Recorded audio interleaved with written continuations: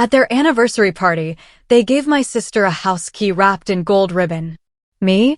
They handed me a printed job ad. My dad smirked. This feels more like your level. Turns out, he forged my signature to buy that same house. I just smiled, then gave them a gift that made their faces go pale. The betrayal hit me like a physical blow, right there at my own grandson's birthday party. I'd paid for everything, poured my heart and soul, and my life savings, into their lives, only to be told, with a smirk, that they'd miscounted my place at the family table. And then, everyone just laughed. Honestly, I should have known something was off the moment I stepped into that backyard. The decorations were absolutely perfect. Blue and silver balloons tied to every single chair, a superhero-themed cake that probably cost more than my weekly groceries, and tables arranged just so. Everything screamed expensive, which, let's be real, wasn't a surprise since I'd been the one writing all the checks. But as I walked towards the main table where the family was supposed to sit, my steps just slowed. I counted the chairs once, then twice. 7 people. 6 chairs. Grandma Harriet. Suddenly, Byron, my sweet 8-year-old grandson, came tearing towards me, his face absolutely beaming with excitement. His Spider-Man costume was pristine, another thing I'd paid for without even being asked. I hugged him tight, just breathing in that sweet, innocent smell of childhood. But my eyes kept drifting back to that table. "Happy birthday, sweetheart," I whispered into his hair. "Are you having a good party?" "The best," he chirped. "Did you see the bounce house?" "And Mom got a magician coming later." Of course she did. Nova, my daughter-in-law, never did anything halfway, especially when someone else was footing the bill. "Harriet, you made it." Nova's voice was honey-sweet, but there was this weird undertone I couldn't quite place. She glided over in her designer dress, the one I'd seen her charge to the credit card I'd just helped pay off last month. Her smile was perfect. "Practiced. We're so glad you're here." I gestured towards the table, my stomach starting to knot. "Where should I sit?" Nova's eyes followed my gaze, and for just a split second, I swear I saw something flicker across her face. Satisfaction. Then she gasped, pressing her manicured hand to her chest. "Oh my goodness, I'm so embarrassed. We must have miscounted when we set up." The words just hung there. Miscounted.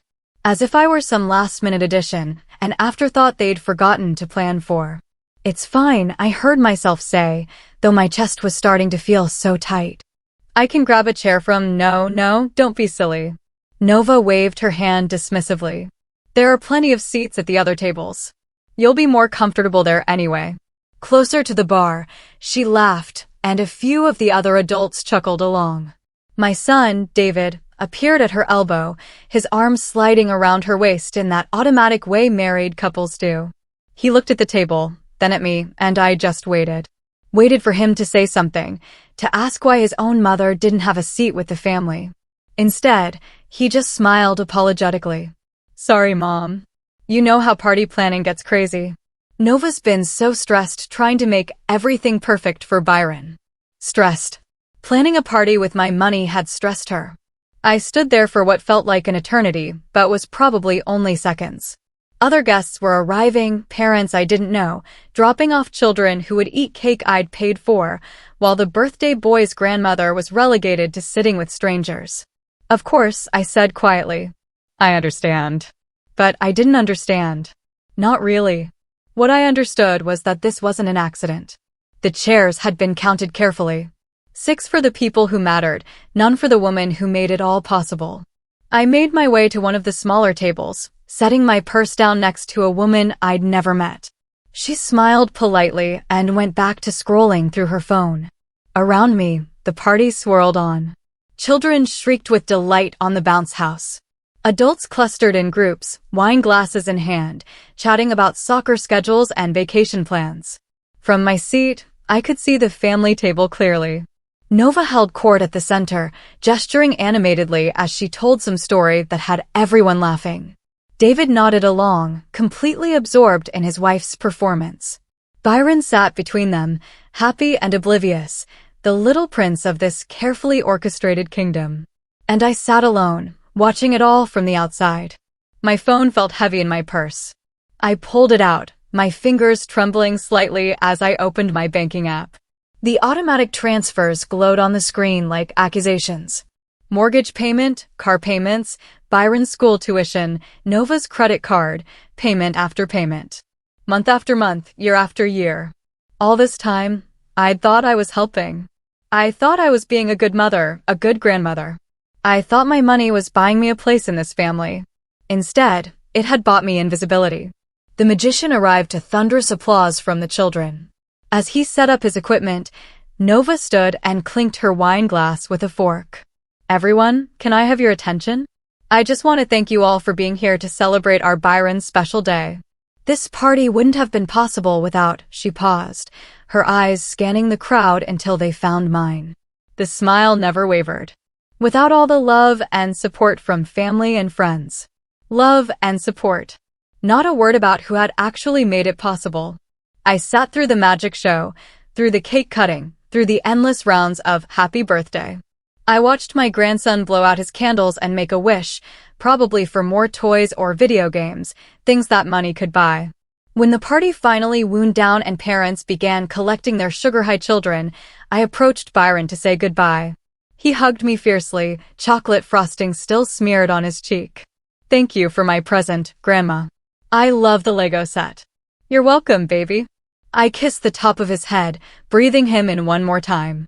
Then I looked up to find Nova watching us, her expression unreadable. Thanks for coming, Harriet, she said, her voice perfectly cordial.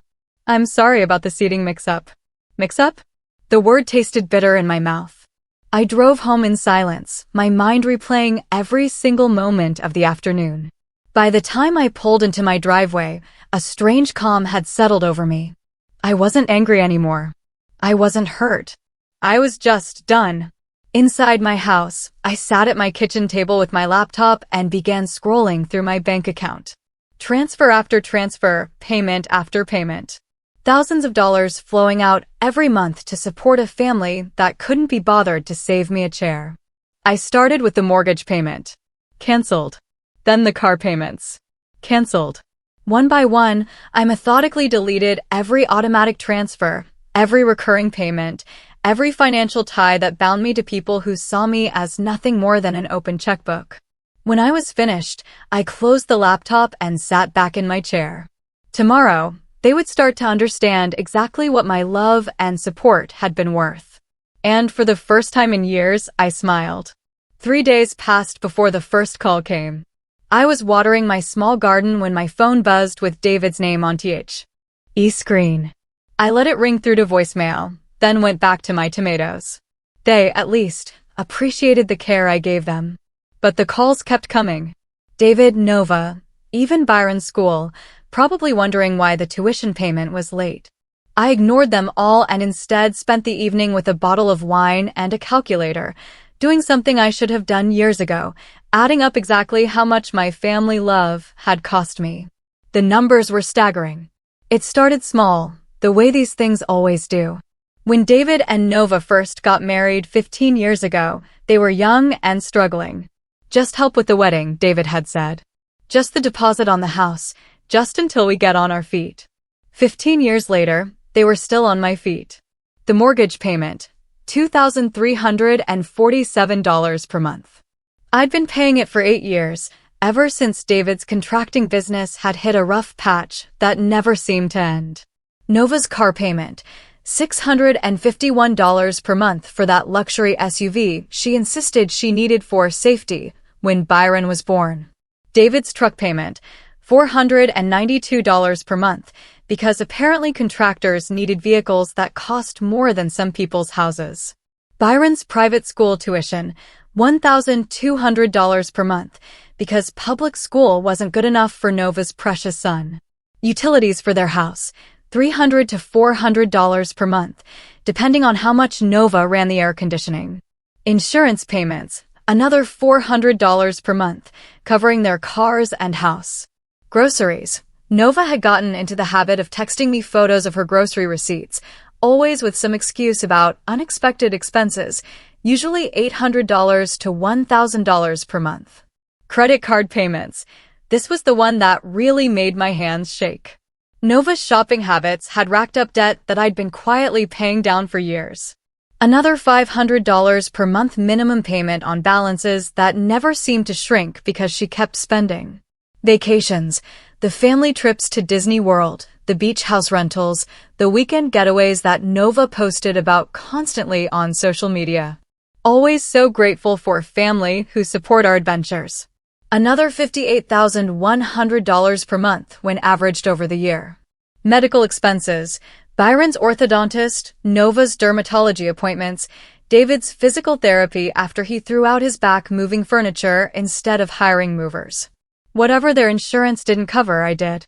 Clothing, Nova's professional wardrobe for her part-time job at a boutique. Byron's constant need for new shoes and sports equipment. David's work clothes. More money flowing out every month. Home repairs and improvements. The new kitchen Nova had insisted they needed. The bathroom renovation, the landscaping, the pool maintenance. It's an investment in the house, Mom, David would say, as if I'd ever see a penny of that investment back. When I finally reached the bottom of my calculations, I stared at the number until my eyes watered. Over the past 5 years alone, I had given them $387,000. Nearly $400,000 of my late husband's life insurance, my savings, my retirement fund. For what? To sit alone at a stranger's table while they laughed with their friends. I poured another glass of wine and kept digging. There were the smaller things, too, the ones that added up without me really noticing. Birthday gifts that cost hundreds because Nova would hint about what Byron really wanted. Christmas presents that grew more expensive each year. Easter baskets that looked like toy store explosions. Halloween costumes that cost more than most people's monthly grocery budget. Then there were Nova's emergencies. The time her laptop died and she needed a new one immediately for work. The time their water heater broke and couldn't wait for a repair estimate. The time Byron needed surgery for a broken arm and they were short on their insurance deductible. Always urgent, always necessary, always paid for by Grandma Harriet. I thought about my friends at the senior center, women my age, who talked about budgeting their medications and choosing between heating and groceries. Meanwhile, I'd been funding a lifestyle that most people half my age couldn't afford, for people who couldn't even ensure I had a place to sit at their table. The really bitter part was how they'd made me complicit in my own exploitation. Nova was brilliant at making her requests sound like favors to me. "I know how much you love spoiling Byron," she'd say when hinting about some expensive toy or experience. "We just want to make sure he knows how generous his grandmother is." Or when she needed money for herself, "I saw this dress that would be perfect for Byron's school play, but it's a little out of our budget right now. You probably think I'm silly for caring so much about how I look, but I want Byron to be proud of his mom." She'd made me feel like the generous grandmother, the woman who could afford to help, the family member who loved them all so much she wanted to share her good fortune. What I really was, I now realized, was an ATM with feelings. David had been just as manipulative, but in a different way. He played the struggling son card. The man trying to provide for his family despite economic hardships that somehow never ended. "I hate asking, Mom," he'd say. "But Byron's counting on this vacation, and Nova's been working so hard, as if I were the solution to problems they'd created themselves." The worst part was that I'd bought into it all. I'd felt useful, needed, important. Every payment had felt like love, like I was taking care of my family the way a good mother and grandmother should. I'd even felt proud when Nova posted photos of their beautiful home, their happy family, their perfect life. Look what love can build, I'd think to myself. What I'd built was a prison of my own generosity. My phone buzzed again. Another call from David. This time I answered. "Mom, what the hell is going on?" His voice was frantic, angry, accusing. Not worried about me, not wondering if I was okay, just angry that the money had stopped flowing. The mortgage payment bounced and Nova's car got repossessed this morning. "Hello, David," I said calmly. "How are you?" "How am I?" he practically shrieked. "Mom, we're in crisis mode here." The bank called about the mortgage. The school wants Byron's tuition, and Nova's crying because they took her car right out of the grocery store parking lot. What happened to the transfers? I took a sip of wine, looking out at my garden where the evening light was turning everything golden. I canceled them. Silence. Then, you canceled them? What do you mean you canceled them? I mean, I went into my bank account and stopped all the automatic payments. It's quite simple, really. But you can't just do that. We depend on that money. And there it was. The truth he'd never said out loud before. We depend on that money. I know you do, I said quietly. That's the problem. Mom, look, if this is about the seating thing at Byron's party, Nova explained that was just a mistake. She feels terrible about it. A mistake. Even now, he was lying to protect her. Or maybe he'd actually convinced himself it was true. This isn't about one party, David. This is about the fact that you've both become so comfortable taking my money that you've forgotten I'm a person, not a bank account. That's not fair, Mom. We appreciate everything you do. Do you? I interrupted. Because from where I sit, I'm only valuable when I'm useful. When did you last call me just to see how I was doing? When did you last invite me over for dinner that you paid for? When did you last treat me like your mother instead of your financial advisor? He was quiet for a long moment. Then, Mom, you're being dramatic. We love you. You know that. But you can't just cut us off like this. We have obligations, responsibilities. So do I said, and my first responsibility is to myself. I hung up before he could respond. Within minutes, my phone was buzzing with text messages. Nova had joined the conversation now, and her messages were less diplomatic than David's call had been. Harriet, I don't know what's gotten into you, but this is cruel and unfair. Byron is going to suffer because of your selfishness. We never asked you to help us. You offered. You can't just change your mind and destroy our lives. I'm calling your doctor. This isn't normal behavior. You're not thinking clearly. I read each message with growing amazement. In Nova's mind, I was the one being unreasonable. I was the one being cruel. After years of taking my money and treating me like a second-class family member, she genuinely believed she was the victim here. But it was her last message that made me laugh out loud. What are we supposed to tell Byron when we have to take him out of his school and sell the house? What were they supposed to tell Byron? Maybe they could start with the truth that they'd lived beyond their means for years, funded by a grandmother they'd taken for granted until the money dried up. Or maybe they could tell him that actions have consequences and that treating people badly eventually catches up with you. As I got ready for bed that night, I felt something I hadn't experienced in years: peace. For the first time in decades, I wasn't worried about anyone else's problems, anyone else's needs, anyone else's crisis. Tomorrow, I knew they'd escalate. Nova would probably show up at my door. David would keep calling.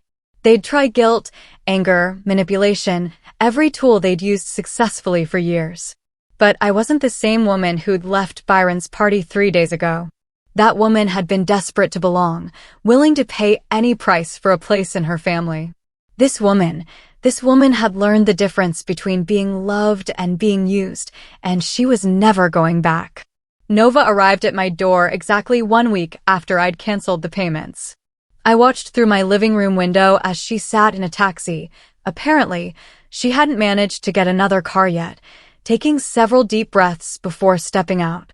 She'd dressed for battle, the black dress that always made her look serious and responsible, minimal makeup to appear vulnerable, and her hair pulled back in a way that screamed, "I'm a struggling mother." I let her knock 3 times before I answered. When I opened the door, her face immediately crumpled into what I'd learned to recognize as her performance tears, the ones that came on command whenever she needed something. "Harriet, thank God you're home. We need to talk." I didn't invite her in. Instead, I stepped out onto my front porch, crossing my arms as I faced her. "What can I do for you, Nova?" The question seemed to throw her off balance. She'd probably expected me to usher her inside, offer her tea, ask what was wrong. That's what the old Harriet would have done. "What can I do for you?" she repeated, her voice rising with indignation. "Harriet, you're destroying our family. Byron cried himself to sleep last night because we had to tell him he might have to change schools. Is that what you wanted? To hurt an innocent child?" There it was, the Byron card. She'd always known exactly which buttons to push, and my grandson had always been her most effective weapon. What I want, I said calmly, is for you and David to take responsibility for your own lives. Nova's face flushed red. Responsibility. We've been working our asses off trying to build a life for our son. You think this has been easy for us, asking for help? You think we enjoyed having to depend on you? The lie was so brazen it took my breath away. You enjoyed it enough to do it for 15 years.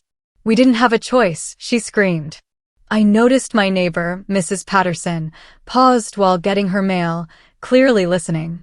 Nova noticed too and lowered her voice, but the venom remained. David's business has been struggling since the recession. I've been working part-time so I could be there for Byron. We've been doing our best with what we have. And what you have, I said quietly, has always included my money. So much so that you forgot it wasn't actually yours. Nova's mask finally slipped completely. You offered. Every single time you offered. You said you wanted to help. You said you loved taking care of your family. Don't act like we forced you. She was right. Of course, I had offered. But what she conveniently forgot was how those offers had come about. The hints, the sighs, the carefully crafted stories about Byron's disappointments or their struggles.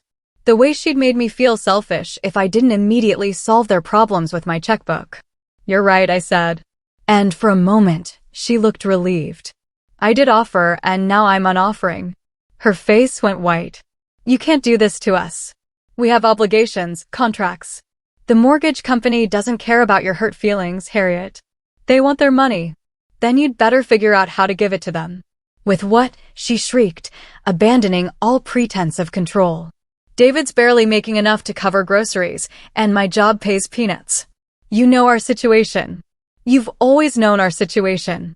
And there was the crux of it. I had always known their situation, which was that they'd built a lifestyle they couldn't afford and expected me to fund it indefinitely. They'd never even tried to live within their means because they'd never had to. Maybe you should get a better job, I suggested. Maybe David should expand his business or find additional work. Maybe you should move to a house you can actually afford. Nova stared at me like I'd suggested they move to Mars. We can't just uproot Byron. His whole life is here. His school, his friends, his activities. And David can't just magically make more money appear. But I can. I asked. Is that it, Nova? David can't make more money, but Grandma Harriet can just keep writing checks forever. That's different. You're retired. You don't have the same pressures we do. Your house is paid off. You don't have a child to think about. I have a grandson to think about, I interrupted. And what I think about is what kind of man he's going to become if he grows up watching his parents take advantage of an elderly woman and call it love. The words hit her like a physical blow. For a moment, she was speechless. Then the tears started again, but these looked real. How can you say that? We love you, Harriet. Byron adores you. You're his grandmother. And yet you didn't save me a seat at his birthday party. She flinched. That was a mistake. I told you we miscounted. Stop. My voice was sharper than I'd intended. Stop lying to me, Nova. Stop lying to yourself. You didn't miscount anything. You deliberately excluded me because you've gotten so comfortable seeing me as a wallet that you forgot I'm a person. We stared at each other across the chasm that had opened between us. I could see her. Calculating, trying to figure out what approach might work. The tears weren't effective. Anger had backfired. Guilt wasn't landing. What was left? Fine, she said finally, her voice cold. You want to play hardball? Let's play hardball. You cut us off and you'll lose Byron. You'll lose your son. You'll lose your whole family, Harriet. Is your pride really worth more than that? The threat hung in the air between us like a loaded gun. She was betting that my love for Byron would override everything else, that I'd cave rather than risk losing access to my grandson. 6 months ago, she would have been right. If loving Byron means funding your lifestyle, I said quietly, then maybe I need to love him from a distance until he's old enough to understand the difference. Nova's mouth fell open. She'd played her ace, and I'd called her bluff. You're going to regret this, she said, backing toward the taxi. You're going to regret this so much. When you're sitting alone in this house with no family, no grandson, no one who cares about you. Remember that you chose this. I watched her get into the taxi and drive away, my heart hammering against my ribs. The threat she'd made wasn't empty. She absolutely would try to keep Byron away from me. David would go along with it because he always went along with whatever Nova wanted. But as I stood there on my porch, something unexpected happened. Instead of the crushing fear I'd expected to feel, I felt relief.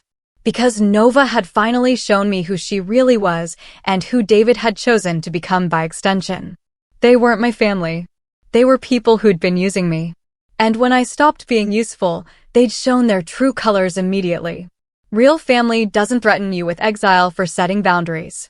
Real family doesn't punish you for refusing to bankrupt yourself for their comfort. That evening, David called. His voice was tired, defeated in a way I'd never heard before. Mom, please. Nova told me about your conversation today. She's really upset. I imagine she is. Look, I know things got heated, but we need to work this out for Byron's sake. If nothing else. What exactly do you want to work out, David? I want my family back together. I want you to be part of Byron's life. I want us to find a way forward. For a moment, hope flickered in my chest. Maybe David was different from Nova. Maybe he could see past the money to what really mattered. What does that look like to you? I asked carefully. Well, obviously we can't just go back to the way things were, but maybe we could work out some kind of arrangement. Maybe you could help with just the essential things, the mortgage, Byron's school. We could cut back on everything else. The hope died as quickly as it had appeared. Even now, even after everything, he was still asking for my money. A reduced amount, maybe, but he was still asking. David, I said softly. Do you understand what happened at Byron's party? It was a misunderstanding. No, it wasn't. Your wife deliberately humiliated me in front of a room full of people, and you stood there and let her do it. After 15 years of paying for your life, I wasn't even worth a chair at the family table. Silence stretched between us. When he finally spoke, his voice was barely a whisper. I'm sorry, Mom. I should have said something. I should have defended you. Yes, I said. You should have. But you didn't. And that tells me everything I need to know about where I stand in your priorities. But we can fix this. We can make it right with my money. Mom, that's not. He stopped, catching himself. It's not just about the money, isn't it? I could hear Nova in the background, her voice sharp and urgent, though I couldn't make out the words. I have to go, David said abruptly. But, Mom, please think about what you're doing. Please think about Byron. The line went dead. I sat in my kitchen staring at my phone and realized something that should have terrified me, but somehow didn't. I might never see my grandson again. But I also realized something else. I'd rather lose a family that only valued me for my money than keep paying for the privilege of being treated like garbage. For the first time in 15 years, I was free. And freedom, it turned out, was worth more than all the money I'd ever given them.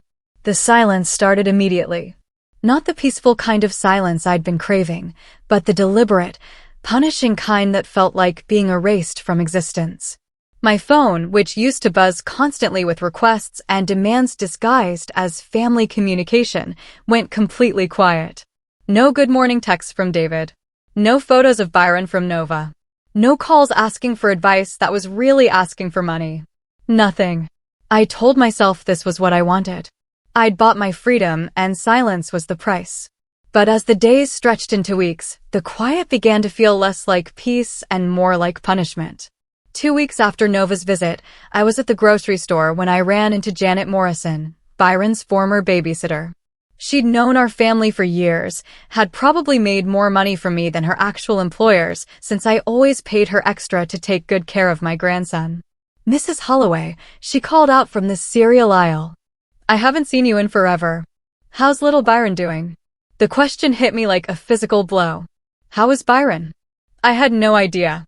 He's doing well, I managed. Janet's face lit up. I heard about the school situation. That must be so hard on all of you, but at least you'll get to see more of him now, right? Silver lining and all that. My blood ran cold. School situation? Oh, having to transfer to public school. Nova mentioned it when she called to see if I could help with after-school care. She said it was just temporary while you all figured things out financially. Janet's expression suddenly shifted as she registered my confusion. Oh no, you didn't know. I managed to excuse myself and fled to my car, hands shaking as I started the engine. They'd really done it. They'd taken Byron out of his school, the school I'd been paying for, the school he loved. And I was learning about it from a teenager in the cereal aisle. That evening, I did something I hadn't done in 3 weeks. I drove by their house.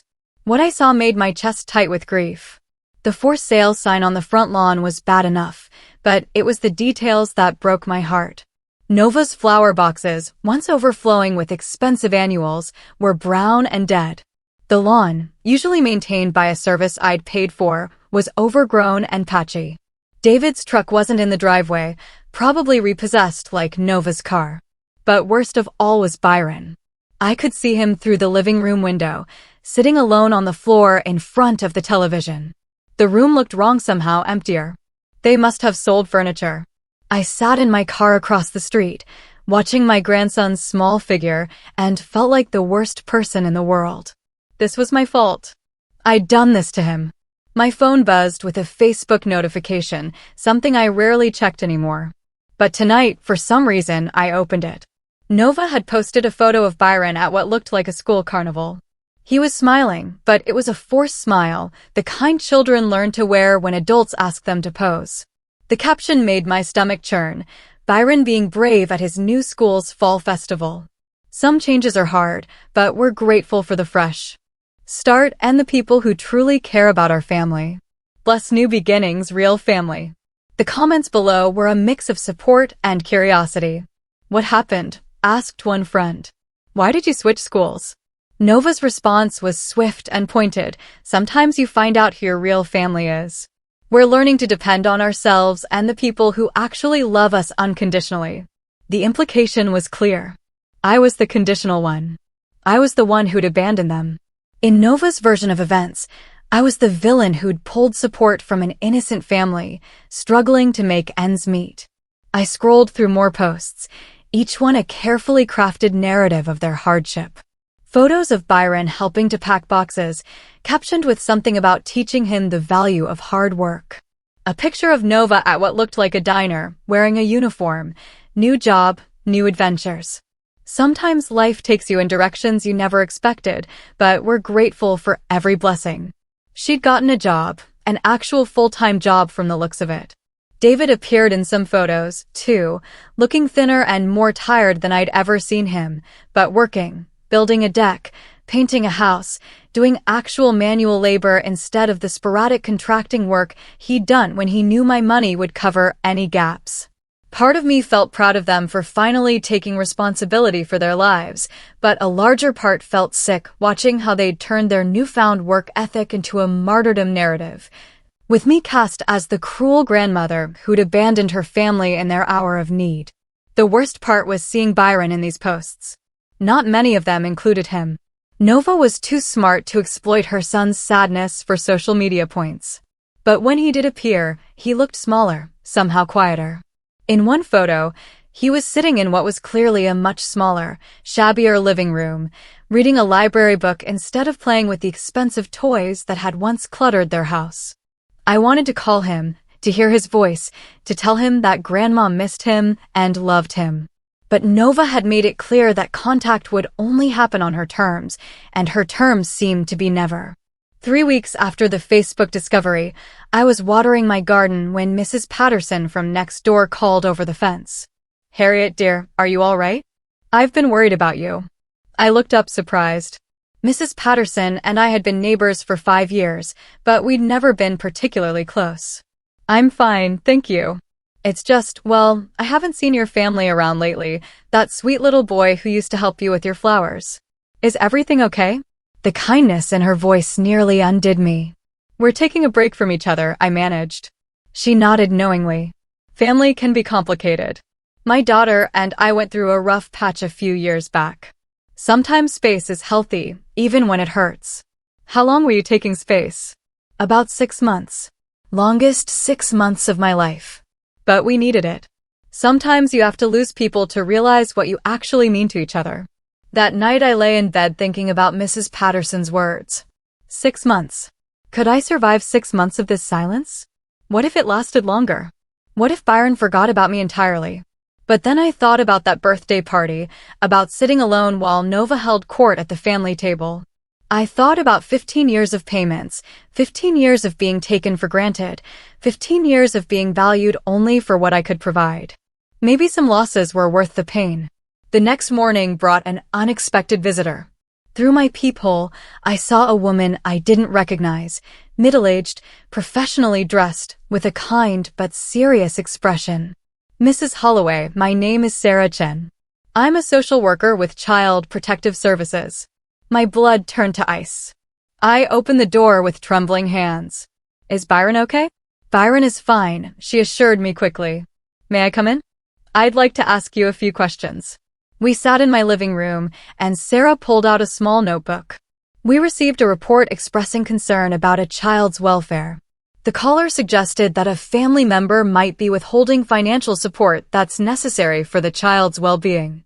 I stared at her. Someone called CPS because I stopped giving my son money. Sarah's expression remained neutral. Can you tell me about your relationship with your grandson and his parents? I took a deep breath and told her everything. The years of payments, the birthday party humiliation, the threats and manipulation. Sarah listened without judgment, taking occasional notes. Mrs. Holloway, she said when I finished, you're not legally obligated to provide financial support for your adult son's family. The caller seems to have misunderstood how these things work. But Byron is suffering because of my decision. Is he being fed, clothed, and housed? Yes, but not the way he was before. Then he's not suffering. He's adjusting. There is a difference. Sarah closed her notebook. Children are remarkably resilient. Often more resilient than the adults who worry about them. After she left, I sat alone with her words.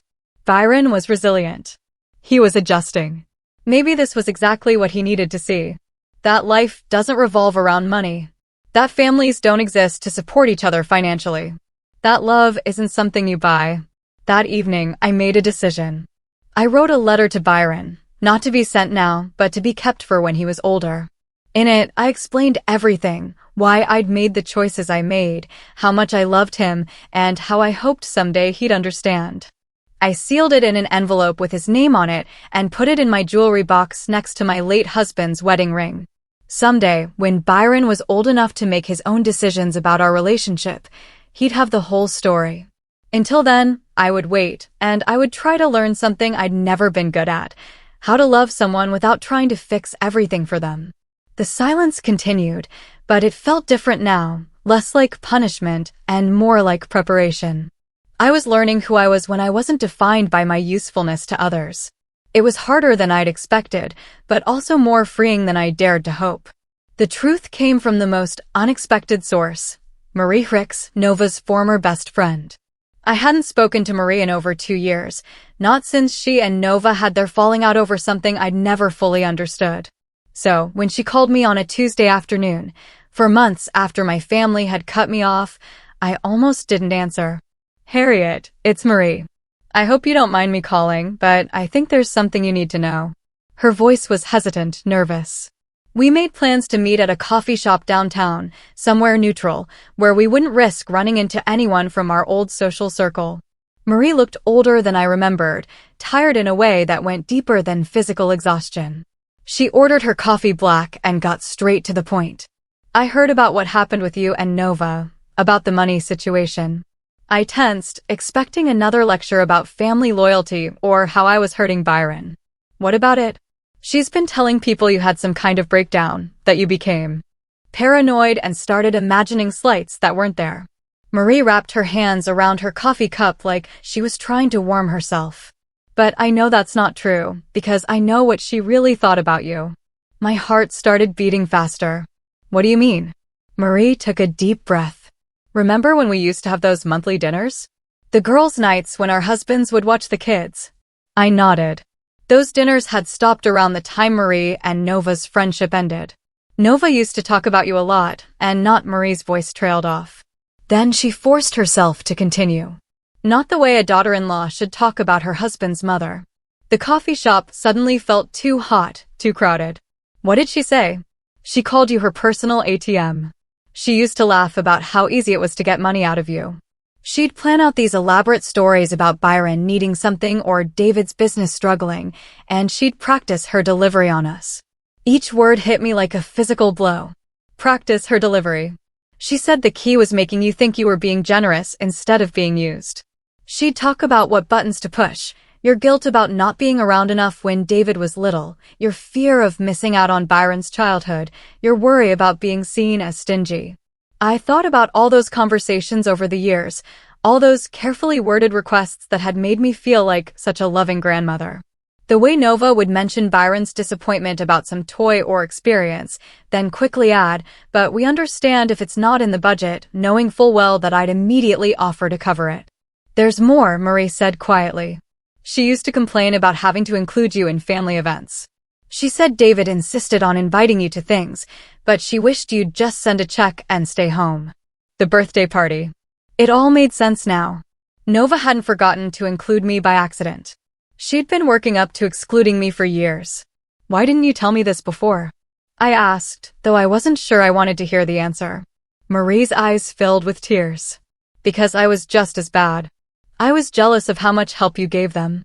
My mother-in-law was nothing like you, and I used to think Nova was so lucky.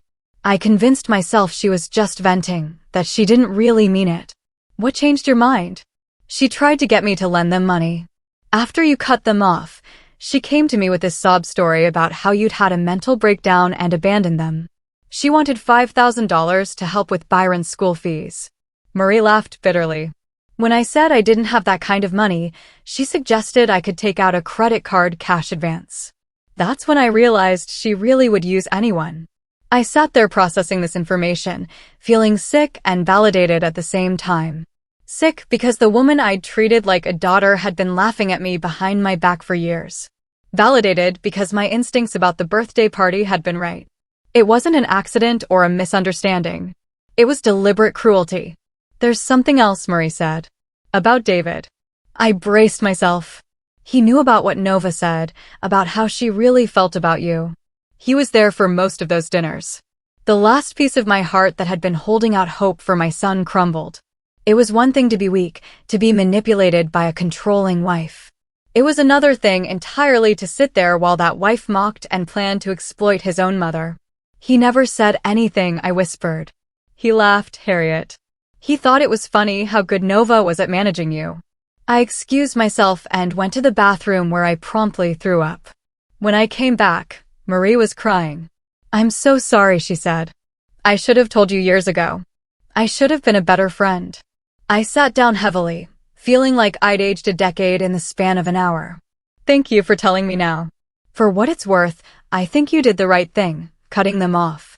I mean, maybe they'll learn something from having to take care of themselves." But as I drove home, I wasn't thinking about whether David and Nova would learn anything.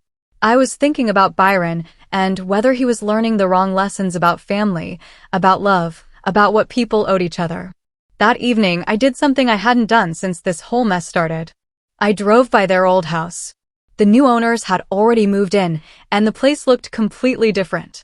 The dead flower boxes were gone, replaced with simple, tasteful landscaping. Children's bicycles sat in the driveway. A different family was making different memories there. I found myself wondering where David and Nova were living now, what Byron's new school was like, whether he missed his old life or was adapting the way children do. Part of me wanted to find out, to drive around until I spotted David's truck or saw Nova's new car. But what would be the point? Instead, I went home and pulled out the letter I'd written to Byron months earlier. I read it again, then added a new paragraph. "Your parents made choices, Byron, and so did I. I chose to stop letting them take advantage of me, even though I knew it would hurt you in the short term. I hope someday you'll understand that enabling someone isn't the same as loving them, and that the hardest thing about real love is sometimes knowing when to step back and let people face the consequences of their own decisions." I sealed the letter again and put it back in my jewelry box.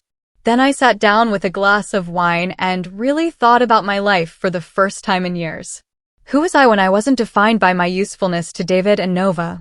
What did I actually want to do with my time, my money, my energy? The answers came slowly, but they came. I wanted to travel to places I'd always put off visiting because family obligations came first.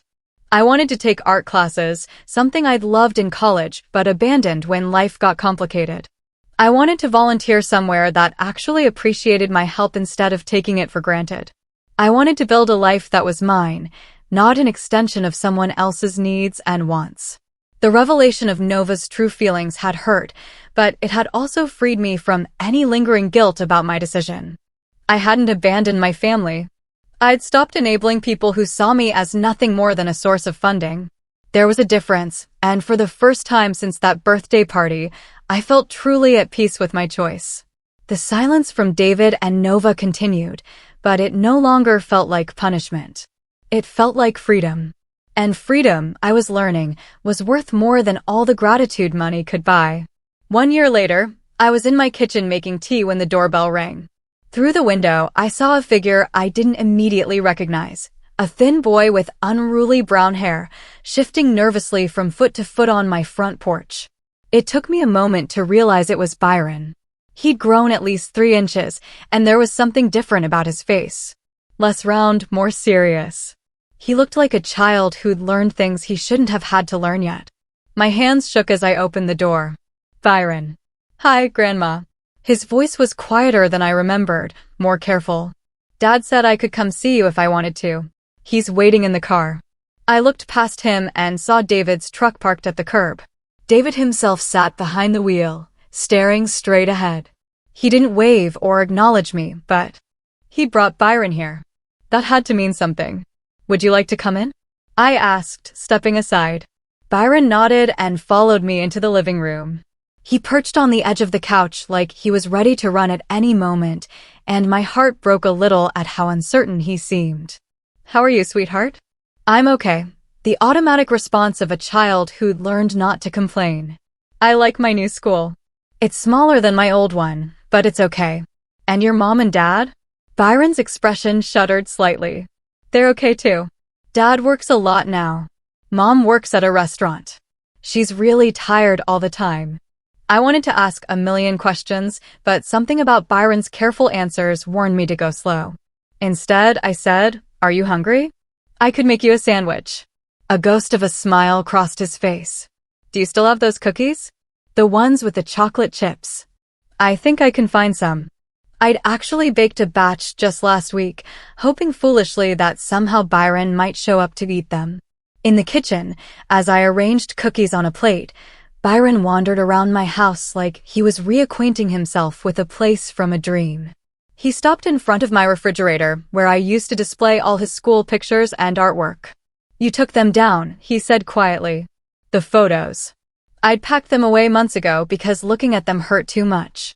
I thought you might not want me to have them anymore. Byron considered this with the gravity of someone much older than 9. Can I see them? I retrieved the box from my bedroom closet and spread the pictures across my kitchen table. Byron studied them intently, picking up a drawing he'd made in 1st grade of our family, stick figures holding hands under a bright yellow sun. I remember making this, he said. You put it on your refrigerator right away. It was beautiful. It still is. Byron set the drawing down and looked at me directly for the first time since he'd arrived. Mom says you stopped loving us. The words hit me like a physical blow. I sat down across from him, choosing my response carefully. What do you think? I think Byron paused, biting his lip the way he always did when he was thinking hard. I think maybe you just got tired of being sad. The wisdom in his simple statement took my breath away. What makes you think I was sad? You always looked sad at our house. Even when you were smiling, like when you gave me presents or came to my games, you looked happy, but also sad underneath. I had to swallow hard before I could speak. You're very observant. Mom and Dad used to fight about you sometimes. After you left, Dad said Mom was mean to you, and Mom said you were mean first, but I don't think you're mean, Grandma. What do you think? Byron picked up a cookie and took a small bite, clearly organizing his thoughts. I think grown-ups make things too complicated. I missed you, but Mom said you didn't want to see me anymore because you were mad at her and Dad. That's not true, Byron. I wanted to see you every single day. Then why didn't you call me? The question I'd been dreading. How do you explain to a 9-year-old that his parents had used him as a weapon? That love sometimes means stepping back instead of fighting. Because I thought it might make things harder for you. Sometimes adults have to make decisions that don't feel good, but might be better in the long run. Byron nodded solemnly. Like when you made Dad get a real job. The comment caught me off guard. What do you mean? Dad works really hard now. He gets up early and comes home tired, but I don't know, different, less worried all the time. And Mom, too. She complains about her job, but she seems prouder than before. I studied my grandson's face, seeing maturity there that hadn't existed a year ago. Are you proud of them? Yeah, Byron said without hesitation. It was scary at first when we had to move and change schools and everything, but now it feels more real, I guess, like we're doing it ourselves instead of, he trailed off. Instead of what? Instead of pretending. The word hung in the air between us. This child had understood something that had taken me years to figure out. That the life I'd been funding wasn't real. It was a performance, a beautiful illusion built on someone else's foundation. Byron, I said carefully. Do you understand why I stopped helping with money? He nodded. Because they were being mean to you and because they needed to learn how to take care of themselves. Are you angry with me? Byron considered this seriously. I was at first. I missed my old room and my old school and having money for things I wanted. But then I realized I still had everything important. Like what? Like Mom and Dad and my friends. I made new ones. And books from the library instead of always buying new ones. And he smiled shyly. And now I'm here with you. I reached across the table and took his small hand in mine. I missed you so much. I missed you too. That's why I asked Dad if I could come see you. You asked him. Last week. I told him I understood why you were upset and that I wanted to see if you still loved me. The simple honesty of it brought tears to my eyes. What did he say? He said he'd been wanting to bring me for a while, but he was scared you'd be mad at him. Byron squeezed my hand. Are you mad at him? I looked out the window at David's truck, where my son sat waiting for his child to finish visiting the grandmother he'd helped alienate. I'm sad about some things that happened, but I love your dad and I love you. What about Mom? The harder question. I hope your mom is learning to be happy with the life she and your dad are building together. Byron seemed to accept this diplomatic non-answer. We spent the next hour looking through photo albums and talking about his new school, his new friends, his new life.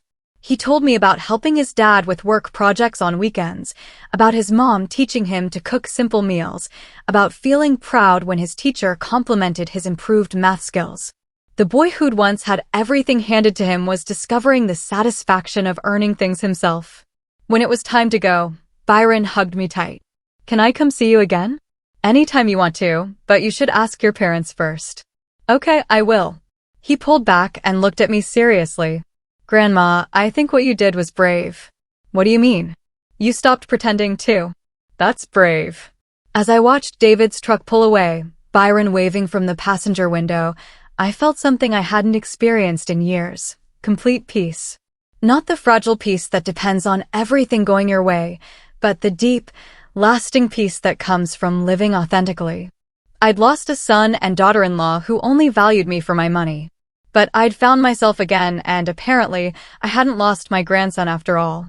Byron had found his way back to me on his own terms, with his own understanding of what had happened. 6 months after Byron's first visit, he started coming over every other Saturday. David would drop him off and pick him up, and gradually those exchanges became less tense.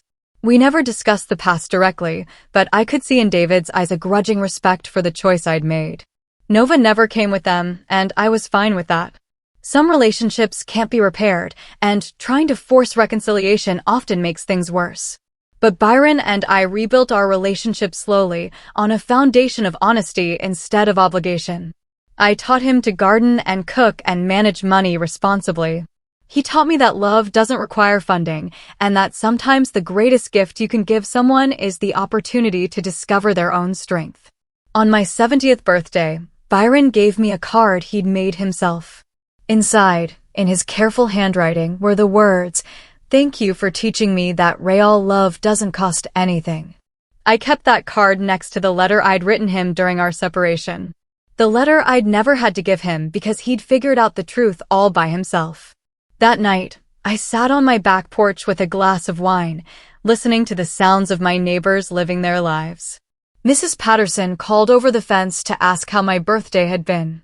A young family down the street was having a barbecue, their laughter drifting through the evening air. I was alone, but I wasn't lonely. I was free, but I wasn't isolated. I had learned the difference between being loved and being used. And I had chosen love, even when it meant losing people who couldn't tell the difference. The woman who'd sat silently at that birthday party, too afraid to demand the respect she deserved, was gone. In her place was someone stronger, someone who understood that you can't buy your way into a family that truly loves you. Because a family that truly loves you would never make you try.